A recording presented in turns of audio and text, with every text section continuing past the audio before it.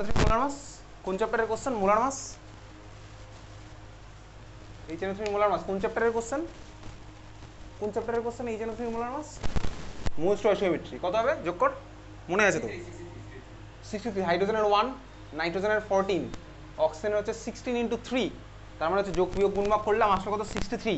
যদি ইউনিট হচ্ছে আমার গ্রাম পার মোল, গ্রাম পার মোল আমার ইউনিট এই ক্লাস 10-এ লাগবে না, লাগবে হচ্ছে ক্লাস 11-এ গিয়ে। এখন 63 এমইউ, ইনফ্যাক্ট ইউনিট না বললেও তো চলে যাবে, আমি দেখেছি অলরেডি মোল স্টয়কিওমেট্রি অঙ্ক দিয়ে করেছিস। তো HNO3 চ্যাপ্টার, HNO3 নাম টাম কি ওসবে বই থেকে মার্ক করবো, ডাইরেক্ট চলে যাবো HNO3 ল্যাবরেটরি প্রিপারেশন। তো HNO3 ল্যাবরেটরি প্রিপারেশন এক্স্যাক্টলি আমরা যেরকম HCl এর ল্যাবরেটরি প্রিপারেশন করতাম সেরকম টাইপেরই ইকুয়েশন, বাট HNO3 কিন্তু আমার HCl এর থেকে স্ট্রং অ্যাসিড, ঠিক আছে? HNO3 আমার HCl এর থেকে স্ট্রং অ্যাসিড। তো এগুলো তোর বইয়ের মধ্যে আপাতত খাতার মধ্যে না লিখলেও চলবে। আমরা NaCl প্লাস H2SO4 ইউজ করতাম HCl এর ল্যাবরেটরি প্রিপারেশনের জন্য, temperature less than 200 degree centigrade রাখতাম। এখানেও আমরা একইভাবে সোডিয়াম সল্ট ইউজ করছি প্লাস H2SO4 ইউজ করবো, temperature less than 200 degree centigrade লাগবো। তাহলে ইউজুয়ালি তোর বইয়ের মধ্যে ইকুয়েশন লেখা আছে। একইভাবে আমরা NaCl প্লাস H2SO4 রাখতাম HCl এর প্রিপারেশনে, টেম্পারেচার থাকতো less than 200 degree centigrade. Product হতো আমার NaHSO4 প্লাস HCl। ব্যালেন্স আমি করছি না এখানে। ওয়াটার কিন্তু অ্যাজ এ প্রোডাক্ট ফর্ম হয় না, ওয়াটার যেহেতু আমার অ্যাজ এ প্রোডাক্ট ফর্ম হয় না ওই জন্য টিল্টেড ভার্সন নেওয়ার দরকার নেই। লাস্ট ক্লাসে করেছিলাম টিল্টেড ভার্সন কেন নিতাম অ্যামোনিয়ার প্রিপারেশনের সময়, ঠিক আছে? মনে পাচ্ছে? তো বেসিক্যালি এখানে water as a product form হচ্ছে না, এক্সট্রা ওয়াটার আমার ফর্মেশনের জন্য টিল্টেড ভার্সন আমি নেবো না। তো একইভাবে NaNO3 plus H2SO4 concentrated H2SO4 নিচ্ছি, টেম্পারেচার লেস দ্যান 200 ডিগ্রি সেন্টিগ্রেডে রাখবো। প্রোডাক্ট আমার এখানে হবে হচ্ছে NaNO3 প্লাস প্রোডাক্ট আমার হচ্ছে HNO3 প্লাস একইভাবে যা সাইড প্রোডাক্ট পেলাম NaHSO4, ঠিক আছে? এই হচ্ছে আমার ল্যাবরেটরি প্রিপারেশন। তো বইয়ের মধ্যে ল্যাবরেটরি প্রিপারেশন চলে যাই, ডাইরেক্ট বইয়ের মধ্যে মার্কিং শুরু করে দিই, ঠিক আছে? এখানে তারপর সেট আপের মধ্যে আসছি। পেজ নাম্বার একদম ফার্স্ট পেজ বার কর HNO3। ফার্স্ট পেজের মধ্যে একদম উপরে HNO3 স্ট্রাকচার দেওয়া আছে। স্ট্রাকচার আমাদের লাগবে না কারণ সিলেবাসের মধ্যে নেই, ঠিক আছে? তোর বোর্ডে যে কটা স্ট্রাকচার আছে সিলেবাসের মধ্যে মেনশন করা কেমিক্যাল বন্ডিং থেকে সেই কটাই আসবে, স্কুলে হয়তো কোশ্চেন আলাদা আলাদা আসতে পারে, যাই হোক চল। তো এই হচ্ছে আমাদের 10.1 ইন্ট্রোডাকশন। তার মধ্যে ফার্স্ট প্যারাটা মার্ক কর, in the free state nitric acid is found in rain water where it occurs in traces after lightning, ঠিক আছে? এই ফার্স্ট লাইন প্যারাটা মার্ক করলাম। নেক্সট চলে যাবো তারপরে formation of nitric acid in atmosphere. Formation of nitric acid in অ্যাটমসফিয়ারের মধ্যে দেখ তিনখানা ইকুয়েশন পরপর দেওয়া আছে, 1 2 3 করে, সেগুলো তুই এমনি পড়তে পারিস, স্কুলে জিজ্ঞেস করে, বোর্ডে এখন অব্দি জিজ্ঞেস করেনি কোনোদিনও, ঠিক আছে? তিনখানা ইকুয়েশন লাইটিংয়ের সময় ফর্ম হচ্ছে, সেকেন্ড NO প্লাস O2, এগুলো তুই চাইলে এমনি পড়তে পারিস। 3 নম্বর পয়েন্টের লাস্ট প্যারায় লেখা আছে the acid was formerly known as aqua fortis. তোকে পরীক্ষাতে জিজ্ঞেস করবে অ্যাকোয়া ফর্টিস, ঠিক আছে? কলাম ম্যাচ দ্য কলামের মধ্যে থাকবে অ্যাকোয়া ফর্টিস হচ্ছে আমার HNO3, অ্যাকোয়া ফর্টিস হচ্ছে HNO3। Next 10.2 laboratory preparation of nitric acid. তার মধ্যে রিয়াক্ট্যান্টের মধ্যে ফার্স্ট আমি যেরকম এখানে সোডিয়াম NO3 মাইনাস মানে হচ্ছে নাইট্রেট আয়ন, তো NaNO3 নাম হচ্ছে সোডিয়াম নাইট্রেট, আমি পটাশিয়াম নাইট্রেটও নিতে পারি। তার মধ্যে ফার্স্ট রিয়াক্ট্যান্টের মধ্যে সেকেন্ড দেখ লেখা আছে পটাশিয়াম নাইট্রেট KNO3।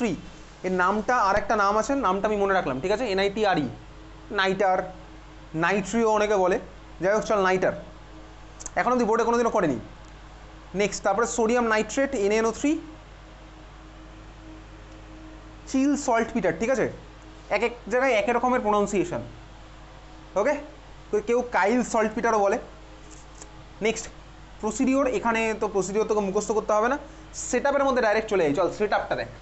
সেট আপের মধ্যে তুই বইয়ের মধ্যে দেখ, খাতায় আঁকার দরকার নেই। সেট আপ এই ধরনের একটা জিনিস আছে, ঠিক আছে? HNO3 কিন্তু স্ট্রং অ্যাসিড, অনেক স্ট্রং, HCl এর থেকে অনেক স্ট্রং অ্যাসিড হচ্ছে HNO3। তো স্বাভাবিকভাবেই তোর মনে যদি প্রশ্ন থাকে কেন স্ট্রং, আমি তো একটা বেসিক আইডিয়া দিতে পারি কেন স্ট্রং। দেখ HCl স্ট্রং অ্যাসিড কারা হবে তুই বল, কারা স্ট্রং অ্যাসিড হবে? যারা বেশি H+ ছাড়বে নাকি যারা কম H+ ছাড়বে? যারা বেশি H+ ছাড়বে নাকি যারা কম H+ ছাড়বে? কারা স্ট্রং অ্যাসিড হবে? যারা বেশি H+ ছাড়বে নাকি যারা কম H+ ছাড়বে? তারা বেশি H+ ছাড়বে। HCl এর স্ট্রাকচার হচ্ছে আমার এরকম HCl, আর HNO3 স্ট্রাকচার হচ্ছে, এটা স্ট্রাকচার সম্পর্কে ডিটেলসে যাচ্ছি না, আপাতত আমাদের লাগবে না, ক্লাস 10 লেভেলের স্ট্রাকচার, এবং একটা কোঅর্ডিনেট বন্ড আছে, এসব আমাদের এত ডিটেলসে লাগছে না। তুই বল দুখানার মধ্যে কোথায় বেশি H প্লাস পাবো? অবভিয়াসলি যেখানে আমার ইলেকট্রোনেগেটিভিটি ডিফারেন্স বেশি হবে সেখানে আমি বেশি H প্লাস পাবো। সেকেন্ড কেসে দেখে আমি দেখতেই পাচ্ছি এখানে আমার ইলেকট্রোনেগেটিভ অর্ডার মনে আছে, আমি পড়েছিলাম কেমিক্যাল বন্ডিং চ্যাপ্টারে FON CL SH। এখানে দেখ হাইড্রোজেনের সাথে লেগে আছে ভাই একটা অক্সিজেন, ইনফ্যাক্ট তারপরেও এতগুলো ইলেকট্রোনেগেটিভ অ্যাটম লেগে আছে। তার মানে স্বাভাবিকভাবেই এই পুরো মলিকুলের মধ্যে H এর মাথায় অনেক বেশি প্লাস চার্জ ডেভেলপ হবে, কারণ H থেকে ভাই এত বড় গ্রুপ সবাই ইলেকট্রোনেগেটিভ, এরা প্রচুর অ্যামাউন্টের ইলেকট্রন নিজের দিকে টেনে নেবে। CL আর কতটাই বা টানতে পারবে, তাহলে এখান থেকে আমি বেশি বেশি H প্লাস পাবো। তার মানে HNO3 অনেক স্ট্রং অ্যাসিড। HNO3 যেহেতু স্ট্রং অ্যাসিড, HNO3 ইউজুয়ালি ল্যাবে কেউ সাধারণত ইউজ করতেই চায় না। এখানে প্রিপারেশনটা আমরা একটুখানি অন্য মেথডে করবো, অন্য মেথডে একটু অন্য সেট আপ নিচ্ছি। HNO3 আমার স্ট্রং অ্যাসিড, আমাকে খেয়াল রাখতে হবে HNO3 প্রিপেয়ার করার পরে যেন আমার মিডিয়ামের কোনো ক্ষতি না হয়, কারণ HNO3 এতটাই স্ট্রং। শুরু করা যাক। আমার কাছে একটা স্পেশাল সেট আপ আছে। সেট আপটা কীরকম? এই ধরনের কন্টেনারটা আমি যে কোনো ইয়েতে গেলেই পাবো, গ্লাসওয়্যারের দোকানে গেলেই পাবো। এই হচ্ছে আমার একটা নর্মাল রাউন্ড বটম ফ্লাস্ক, যেগুলো হয় আমার রাউন্ড বটম ফ্লাস্ক হচ্ছে নিচটা এরকম থাকে। রাউন্ড বটম ফ্লাস্কের মুখটা এরকম খোলা আছে, মাথাটা এরকম নেই, এটা একটা অন্য সেটআপে বানানো হয়েছে। আর এখান থেকে এরকম একটা কাঁচেরই এরকম একটা বেরিয়ে গেছে, ঠিক আছে? কাঁচের এরকম একটা পার্ট আমার বেরিয়েছে। এটাকে বাংলায় বলে হচ্ছে বক যন্ত্র। বক, বক মানে তুই দেখেছিস ভাই পুকুরের ধারে বকটা বসে থাকে, পুকুরের ধারে বক বসে থাকে না, কেন বেসিক্যালি বকের মুখের মতন দেখতে বক যন্ত্র বলে, ঠিক আছে? ইংলিশটাকে গিয়ে একটা রিপট্রট বলে, দেখতে হবে কী আছে ইংলিশটা। যাই হোক, বাংলায় বলেছে বক যন্ত্র, ঠিক আছে? আচ্ছা দেখ, এইবারে এর মধ্যে আমরা নিয়েছি হচ্ছে রিয়েজেন্টগুলো, NNO3 আর H2SO4 বা KNO3 H2SO4 আমরা রিয়েজেন্টগুলো নিলাম। H2SO4 আমার কনসেন্ট্রেটেড আছে, সালফিউরিক অ্যাসিড, অ্যাসিড আমার সবসময় ওয়াটারের মধ্যেই ডিজলভ করা আছে, কারণ এর মধ্যে আমার ডিজলভ ওয়াটার আছে, H2SO4 আছে আর NNO3 আছে। এইবার আমি এটাকে টেম্পারেচার দিচ্ছি লেস দ্যান 200 ডিগ্রি সেন্টিগ্রেড।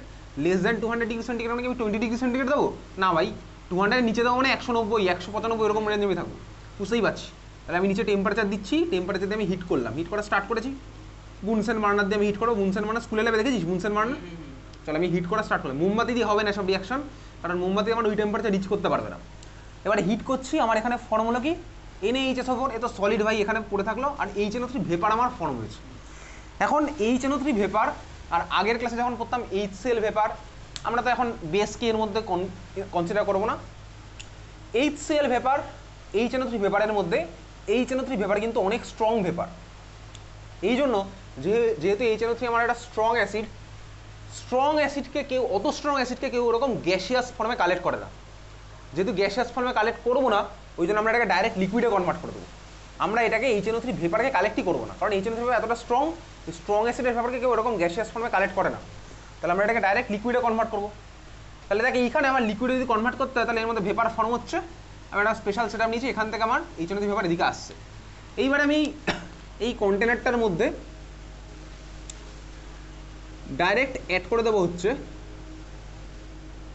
এখান থেকে HNO3 ভেপার আসছে, এটাকে আমি ডাইরেক্ট ঢুকিয়ে দিচ্ছি হচ্ছে একটা আরবির মধ্যে, রাউন্ড বটম ফ্লাস্ক। একটু বেঁকিয়ে রেখেছি রাউন্ড বটম ফ্লাস্কটাকে, বেঁকিয়ে রেখেছি। 200 ডিগ্রি সেন্টিগ্রেড আমি পাঠাচ্ছি এখান থেকে আমার ভেপার আসছে, HNO3 ভেপার আমার এদিক থেকে এদিকে যাচ্ছে। তো স্বাভাবিকভাবে HNO3 ভেপার আমি 200 ডিগ্রি সেন্টিগ্রেড যখন দিচ্ছি, আমি লাস্ট ক্লাসে দেখেছিলাম যদি আমি ভালো অ্যাপারেটাস ইউজ করি তাহলে আমার টেম্পারেচার এখানেই 200 থাকবে, ওগুলো তো আমার টেম্পারেচার স্বাভাবিকভাবে 200 যাবে না। ভালো কোয়ালিটির অ্যাপারেটাস যদি আমি ইউজ করি তাহলে এটাই হবে। HNO3 ভেপার আসছে, আমি এবার কী করবো, HNO3 ভেপারের কিন্তু বা HNO3-র বয়েলিং পয়েন্ট আমার কিন্তু কম হয়, এই জন্য আমার ভাই বেশি হয়। HNO3-র বয়েলিং পয়েন্ট আমার বেশি। কোথায় পড়েছিলাম HNO3 বয়েলিং পয়েন্ট বেশি? দেখবি HCl চ্যাপ্টারে একটা কোশ্চেন আসতো, আমি কেন ওখানে HNO3 ইউজ করলাম না, কেন আমি H2SO4 ইউজ করলাম, মনে আছে? একটা কোশ্চেন ছিল। তার কারণ কী ছিল? HNO3 কেন ইউজ করলাম না, কেন আমি H2SO4 ইউজ করলাম, একটা কোশ্চেন আসতো না HCl-এর প্রিপারেশনের মধ্যে? স্কুলের পরীক্ষা দিবি কোশ্চেন আসবে, কেন আমি HCl প্রিপারেশনে H2SO4 ইউজ করবো, কেন আমি HNO3 ইউজ করবো না? তার কারণ কী ছিল? HNO3 বয়েলিং পয়েন্ট আমার কী হয়? HNO3 বয়েলিং পয়েন্ট কী আছে লেখা HCl-এর প্রিপারেশনে? তুই HCl বাড়িতে পড়ছিস, কিন্তু আমি কিন্তু 4খানা চ্যাপ্টার একসাথে পরীক্ষা নেবো, HCl, HNO3, H2SO4 আর NH3। HNO3 আর H2SO4 এর মধ্যে কার বয়েলিং পয়েন্ট বেশি?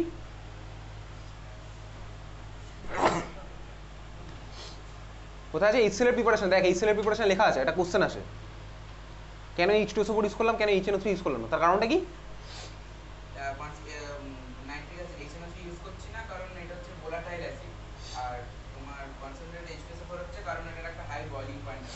HNO3 হচ্ছে বয়েলিং পয়েন্ট কম, ঠিক আছে? HNO3 বয়েলিং পয়েন্ট কম, ওই জন্য আমার সমস্যা হতো HCl এর প্রিপারেশনে আমি HNO3 ইউজ করতাম, তাহলে HCl পেপার আর HNO3 পেপার একসাথে চলে যেত, আমাকে আবার অ্যাসিড অ্যাসিডের পেপার থেকে সেপারেট করতে হতো, ওই জন্য আমরা ওখানে HNO3 ইউজ করতাম না, ওই জন্য H2SO4 ইউজ করতাম যেটার বয়লিং পয়েন্ট বেশি।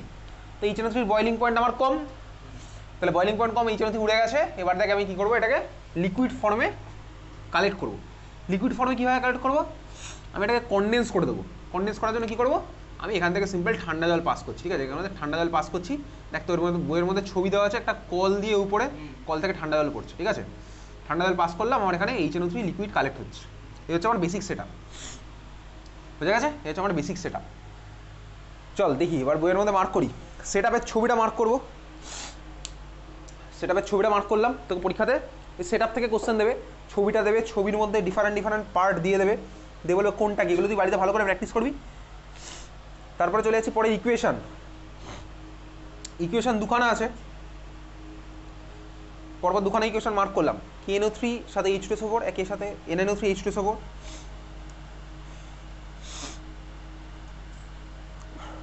হয়েছে তো দি, চল দেখ এবার।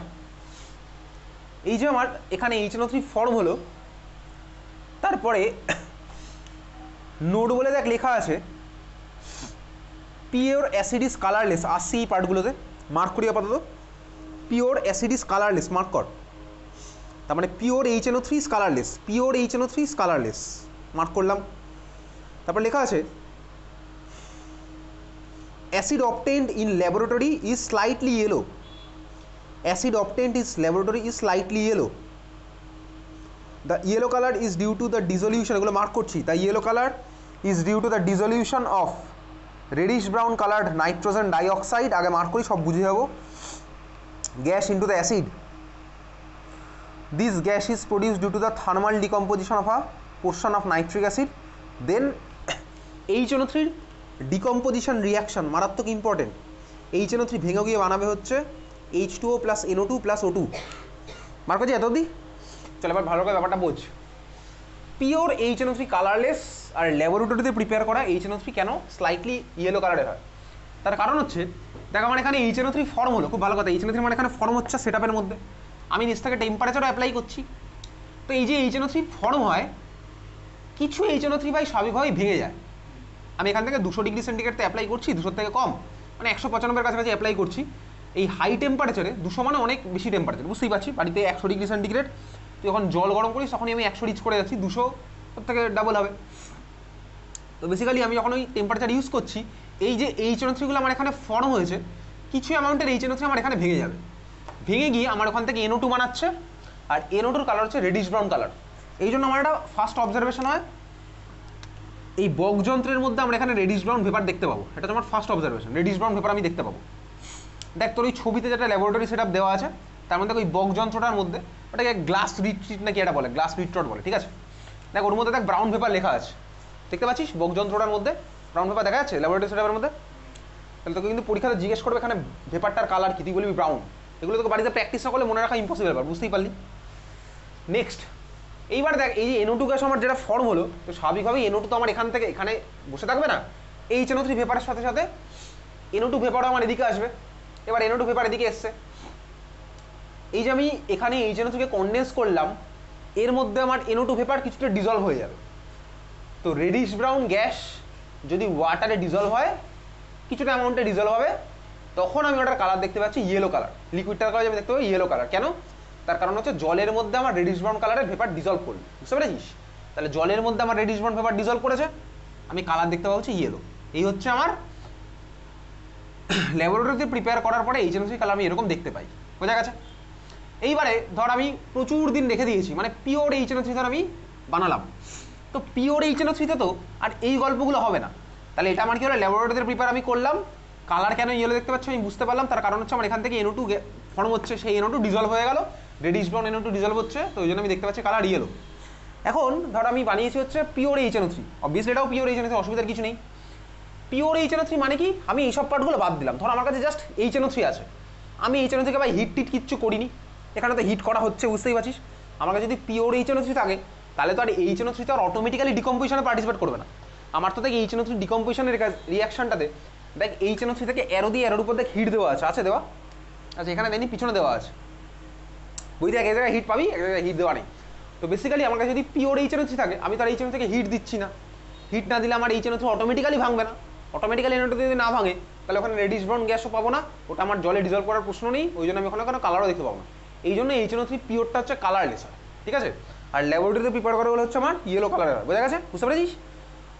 চলে আসি তারপরে।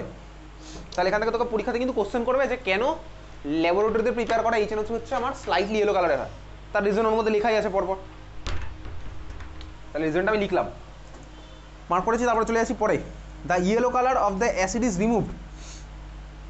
কীভাবে ইয়েলো কালার রিমুভ করা, যদি এই কোশ্চেনগুলো তোকে জিজ্ঞেস করে না, বোর্ডে এখন অবধি করেনি, তার মধ্যে 1, 2, 2খানা পয়েন্ট লেখা আছে, তুই চাইলে পড়তে পারিস, ঠিক আছে। 1, 2 the yellow colour of the acid কীভাবে রিমুভ করা হচ্ছে, তোকে স্কুলে জিজ্ঞেস করতে পারে।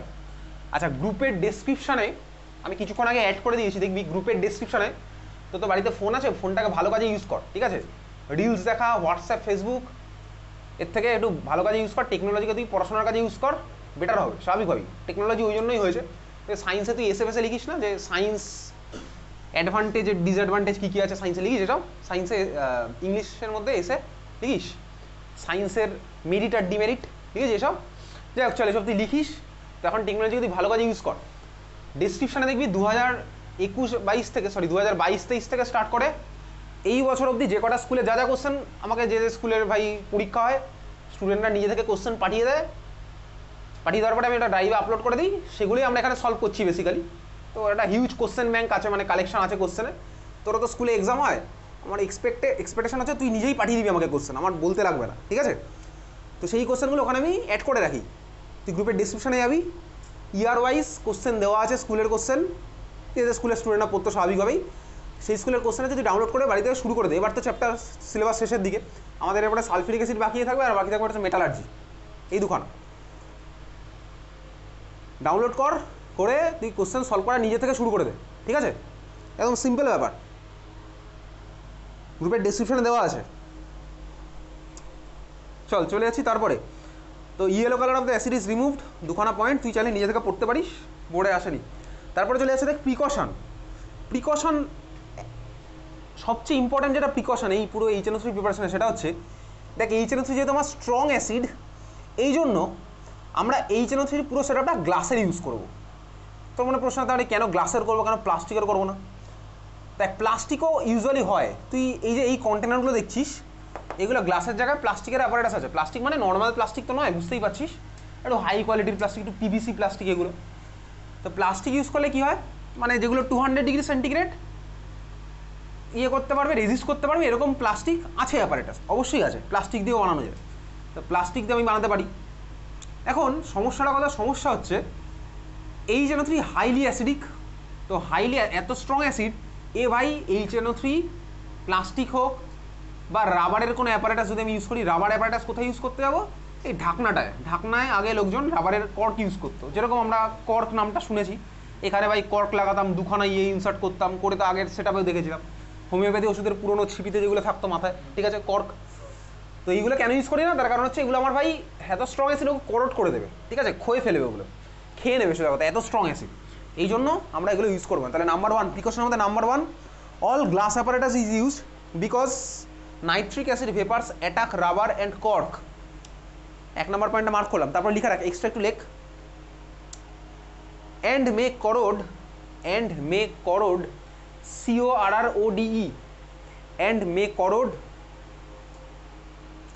the rubber and cork, and may corrode the rubber and cork. এই কোশ্চেনটা তোর পরীক্ষাতে আসবে, কেন গ্লাস অ্যাপারেটাস ইউজ করা হবে, কেন অন্য কিছু ইউজ করবো না। সেকেন্ড কোশ্চেন একইভাবেই সেম টাইপের কোশ্চেন, আমরা দেখ HCl এর প্রিপারেশনে HNO3 ইউজ করতাম না।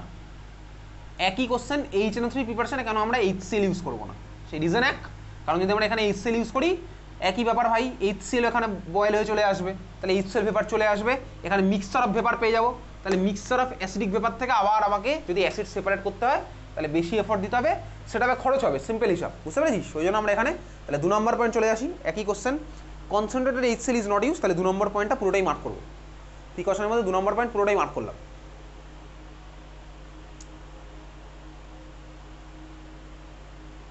হয়েছে। নেক্সট 3 নম্বর পয়েন্ট। 3 নম্বর পয়েন্ট সেই একই রকম HCl এর মতনই, কেন আমরা temperature greater than 200 degree centigrade reduce করছি না, একই কোশ্চেন, ঠিক আছে। চল দেখা যাক। তাহলে টেম্পারেচার অফ দ্য, সেই রিজনগুলো সেম সেম আর বলছি না। তাহলে চল মার্ক করি 3 number, the temperature of the reaction, পুরোটাই মার্ক করলাম। প্যারাটা তুই মার্ক কর, 3 নাম্বারের প্যারাটা পুরোটা মার্ক কর। তারপরে দুখানা ইকুয়েশন আছে, দেখ সিমিলারলি HCl এর মতন এই স্টাডি অফ কম্পাউন্ড বা ক্লাস 10 এর পুরো কেমিস্ট্রিতে যে কটা ইকুয়েশন আছে, আমাদের সল্ট পার্টটা একদিন বাকি আছে, ঠিক আছে। EPCl3 প্রিপারেশন, ওই পার্টটা একদিন করবো, সল্টের পার্ট একটু বাকি আছে। তো বেসিক্যালি এই হচ্ছে আমাদের ক্লাস 10 এর কেমিস্ট্রিতে যদি সব কটা রিয়াকশন একদিন ঠান্ডা মাথায় বাড়িতে বসবি, তো এবার আস্তে আস্তে পুজোর ছুটি স্টার্ট হবে। পুজো হচ্ছে এই মাসের শেষ দিক থেকে স্টার্ট হয়ে গেছে অলমোস্ট পুজো, ঠিক আছে। তো ভাই তোদের স্কুলে পুজোর ছুটি কবে পড়ছে? কেমিস্ট্রি পরীক্ষা কবে তোদের স্কুলে? আমি কোশ্চেন পাঠাসনি। তোদের স্কুলে কবে পরীক্ষা? আগের দিন আসিস কেন করতে? আচ্ছা ঠিক আছে, কেমিস্ট্রিতে কোশ্চেন পাঠাবি, ঠিক আছে। কবে থেকে পড়ছে ছুটি? 25। তোদের স্কুলে কবে থেকে পড়ছে? কবে? 22 তারিখের পর থেকে? আরে মহালয়ার দিন থেকে ছুটি? এত ছুটি ভাই? আচ্ছা, খুলবে কবে তোদের স্কুল? Saint Xavier's?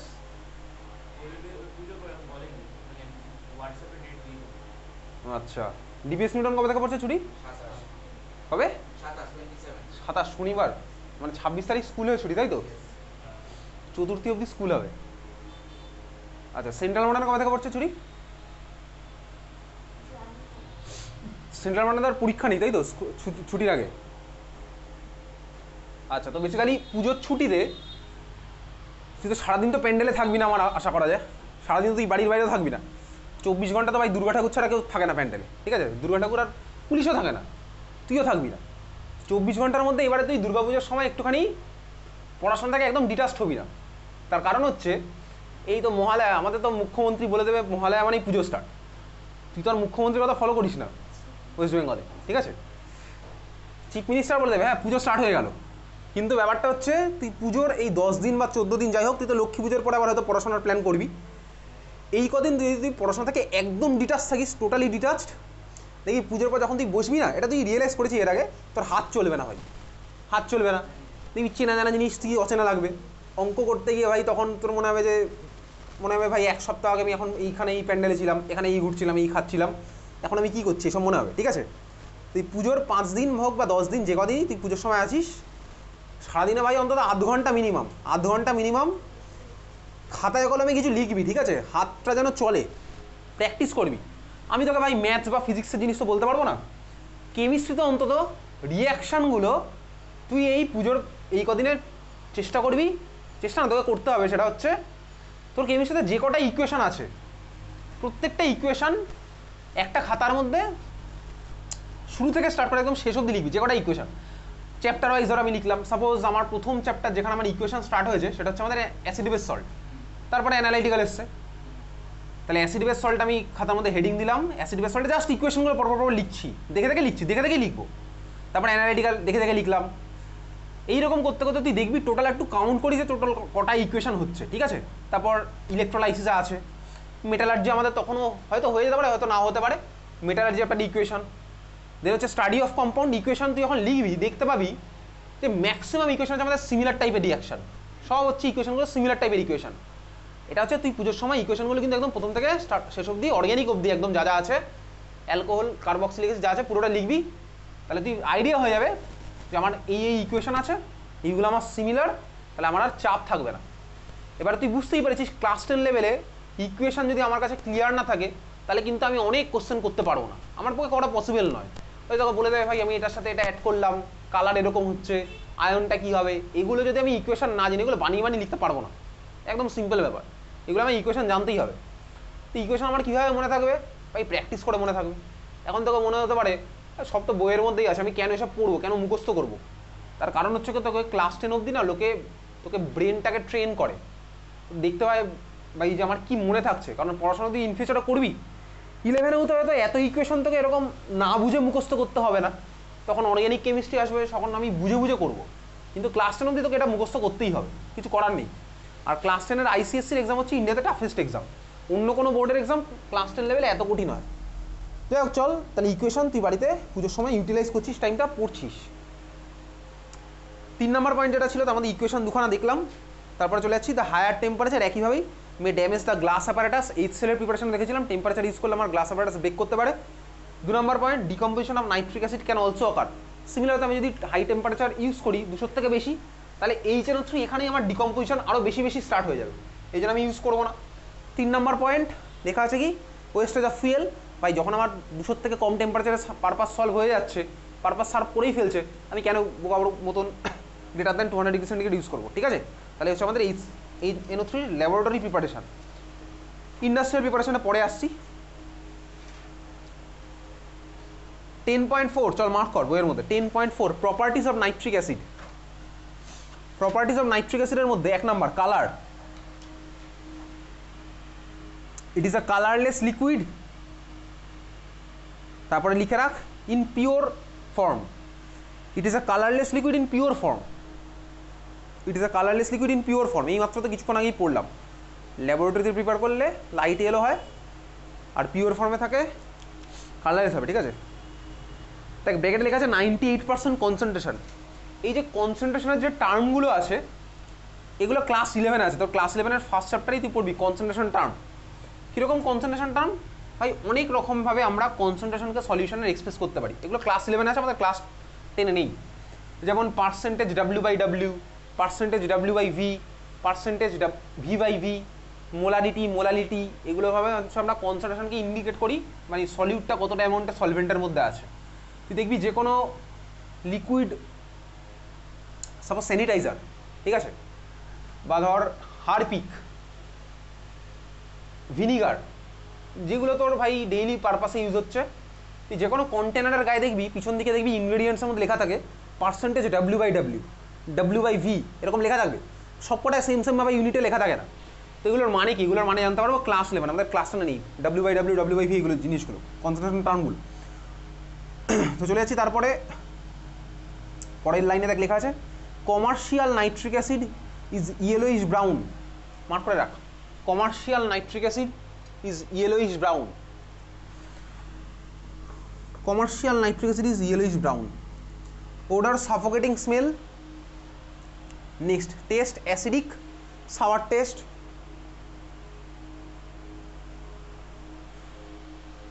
নেক্সট হয়ে যাবো বক্সের মধ্যে লেখা আছে an aqueous solution of nitric acid forms a constant boiling mixture at 121 degree centigrade. পেয়েছিস খুঁজে? আচ্ছা, তারপর লিখে রাখ it is called azeotrope. It is called azeotrope. Spelling হচ্ছে AZEOTROPE. It is called azeotrope. আচ্ছা, অ্যাজিওট্রোপ মানে কি? যদি এর আগে কোনো একটা চ্যাপ্টারে দেখেছিলাম অ্যাজিওট্রোপ, হয়তো দেখিনি। দেখ, অ্যাজিওট্রোপ হচ্ছে আমাদের আছে ক্লাস 12-এ সলিউশন চ্যাপ্টারে, ক্লাস 12-এ সলিউশন চ্যাপ্টারে। অ্যাজিওট্রোপ মানে হচ্ছে বেসিক্যালি তুই একটা সিম্পল জিনিস ভাব, ধর আমার কাছে দুখানা লিকুইড আছে, একটা লিকুইড আছে ওয়াটার আর একটা হচ্ছে অ্যালকোহল। আর যদি বলতো ওয়াটার আর অ্যালকোহলের মধ্যে কার বয়েলিং পয়েন্ট কম, বলতে পারবি? ওয়াটার আর অ্যালকোহলের মধ্যে কার বয়েলিং পয়েন্ট কম? অ্যালকোহলের হচ্ছে বয়েলিং পয়েন্ট কম। ইথানল, তুই স্যানিটাইজারের কথা বল, স্যানিটাইজারের মধ্যে অ্যালকোহল আছে, স্যানিটাইজার কিছুক্ষণ খুলে রাখবি দেখবি উড়ে চলে গেছে, তাহলে অ্যালকোহল হচ্ছে আমার বয়েলিং পয়েন্ট কম হয়। কেন কম কেন বেশি ওগুলো ক্লাস 12-এ যখন ইন্টারমলিকুলার ফোর্স অফ অ্যাট্রাকশন করবো তখন জানতে পারবো, ইনফ্যাক্ট ক্লাস 11-এই জেনে যাবো। তো ধর আমার কাছে একটা সলিউশন আছে, সলিউশনটা আমি ধর বানিয়েছি দুখানা লিকুইড অ্যাড করে, একটা ধর লিকুইড এ আর একটা হচ্ছে আমার লিকুইড বি। তোকে এসব পরীক্ষাতে জিজ্ঞেস করো, তুই ভালো করে বোঝ। লিকুইড আর লিকুইড বি, ধর আমার বয়েলিং পয়েন্ট হচ্ছে লিকুইড এর greater than liquid B. Suppose এর বয়েলিং পয়েন্ট হচ্ছে 300 ডিগ্রি সেন্টিগ্রেড আর বি এর বয়েলিং পয়েন্ট হচ্ছে সাপোজ 100 ডিগ্রি সেন্টিগ্রেড বা 50 ডিগ্রি সেন্টিগ্রেড, 50 নিলাম বয়েলিং পয়েন্ট। এইবারে দুজনকে মিশিয়ে আমি একটা লিকুইড বানিয়েছি, সলিউশন বানিয়েছি। দেখ আমি সলিউশনটাকে আমি তো আলাদা আলাদা কম্পোজিশন বানাতেই পারি। দেখ আমি সলিউশনে হতে পারে অ্যাড করেছি 10 ml এ, 90 ml বি, হতে পারে আমি 20 ml এ অ্যাড করেছি, 80 ml বি অ্যাড করেছি, তো আমি 100 ml সলিউশন বানিয়েছি। বুঝতে পেরেছিস? বুঝতে পারছিস তুই? আমি এরকম করতে পারি 50 ml এ অ্যাড করলাম, 50 ml বি অ্যাড করলাম, করতে পারি আলাদা আলাদা। তুই বলতে এগুলোকেই বলে কম্পোজিশন। কম্পোজিশন মানে কি, কে কতটা আছে। তাহলে বলতো এ আর বি যদি আমি অ্যাড করে সলিউশন বানাই, এর কম্পোজিশন কতগুলো পসিবল? আমি ধর এ আর বিকে অ্যাড করছি, আমি তোকে একটা এক্সাম্পল দিলাম, সাপোজ আমি এ অ্যাড করলাম 10 ml, বি অ্যাড করলাম 90 ml, আমি এ অ্যাড করলাম 11 ml, বি অ্যাড করলাম সাপোজ 99 ml, তাহলে বলে এটাকেই বলে কম্পোজিশন। আলাদা আলাদা সলিউশনের কম্পোজিশন আলাদা আলাদা হবে। স্বাভাবিকভাবেই যে অ্যালকোহল লোকে খায় তার মধ্যে অ্যালকোহল আর ওয়াটারের যে কম্পোজিশন, আর স্যানিটাইজার তার মধ্যে অ্যালকোহল আর ওয়াটারের কম্পোজিশন আলাদা। তাহলে তুই বল দেখি এরকম কত কম্পোজিশন পসিবল, কতগুলো কম্পোজিশন পসিবল?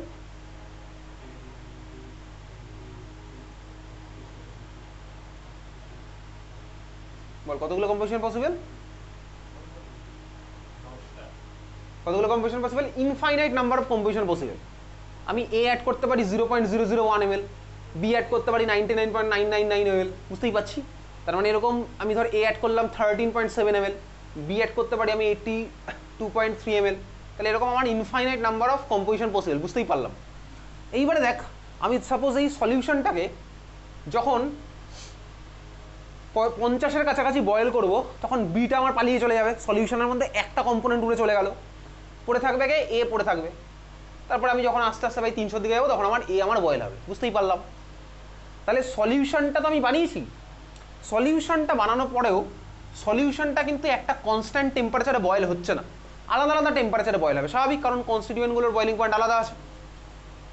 এইবারে ভাই এরকম সলিউশনের মধ্যে একটা পার্টিকুলার কম্পোজিশন থাকে, সেটা আলাদা আলাদার জন্য আলাদা আলাদা হয়।